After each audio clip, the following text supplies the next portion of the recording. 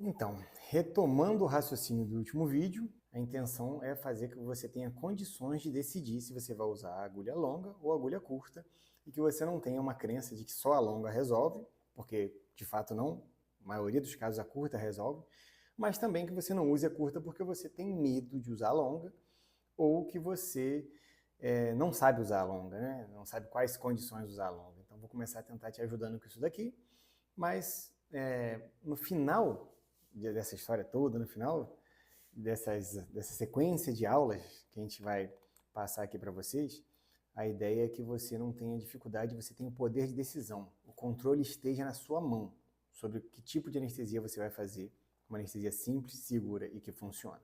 Mas vamos lá. Como eu decido usar a agulha longa? O que vocês precisam ter em mente?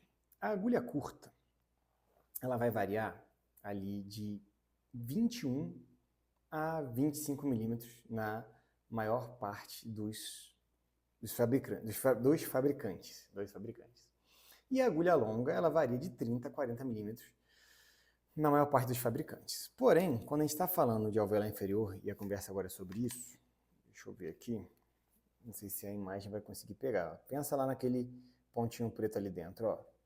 Isso daqui é o que eu quero acertar. Eu preciso depositar o mais perto possível a anestesia daquilo ali. O bom é quando toca no forame. Já percebeu quando toca no forame o paciente fala que deu um choque ou que está gelado, ele não fala de dor? Mas nem sempre a gente consegue. Muitas vezes a gente deposita próximo, né? E o que a gente faz? A gente entra com a carpule, deixa eu tentar achar o ângulo, e tenta depositar o mais perto possível aqui. Concorda comigo?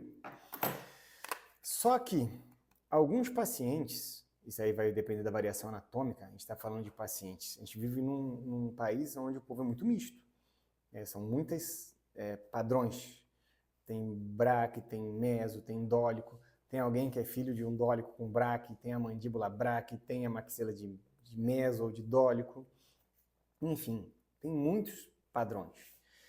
E a variação geral, vou falar uma média geral, eu preciso que uma agulha percorra na maior parte da população brasileira entre 20 e 25 milímetros. Tá? Então, a maior parte da população, eu preciso de uma agulha que vai de 20 a 25 milímetros. Para ela tocar, eu recuar 1 milímetro e depositar meu anestésico. Então, para pensar comigo. Eu não sei qual marca de agulha você usa. Se você está usando uma agulha curta, que ela vem com 22 milímetros, não falei que varia de 21 a 25 na maior parte dos fabricantes? E você está usando em um paciente que com 20 milímetros, dentro da variação anatômica dele, é o que precisa, ok. Se você fizer a técnica certinha, que nós vamos te ensinar 3 opções para o alveolar inferior, acabou, resolvido. Qualquer uma das 3 técnicas você vai precisar de 20 milímetros, porque aquele paciente era 20 milímetros e você está usando uma agulha de 22. E se você está usando essa agulha de 22 e aquele paciente precisa de 23? Você não vai tocar no osso e recuar 1 milímetro.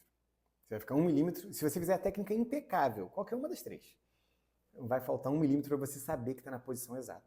Você vai depositar ali na sorte, achando que deu certo. E se for 24? E se for 25? E se for um paciente que foge da média, que a média é 20 e 25, for um paciente que ainda foge um pouquinho da média. Então, como eu escolho? Paciente muito braque, ângulo da mandíbula muito evidente, paciente bem, o rosto bem quadradão, paciente muito alto, paciente obeso. Por que o paciente obeso? Porque o paciente ele tem muito tecido ali para mim conseguir chegar até a mandíbula. A pessoa que é obesa, ela não é obesa só na barriga, no braço, na perna. O rosto também é obeso. Ela tem bastante tecido ali também.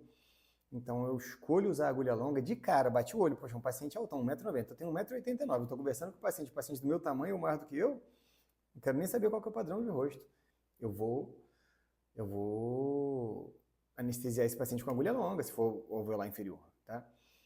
E, não, é um paciente mais baixo e um pouco mais quadradão, ângulo super pronunciado, vou usar agulha longa. É um paciente mais obeso, vou usar agulha longa.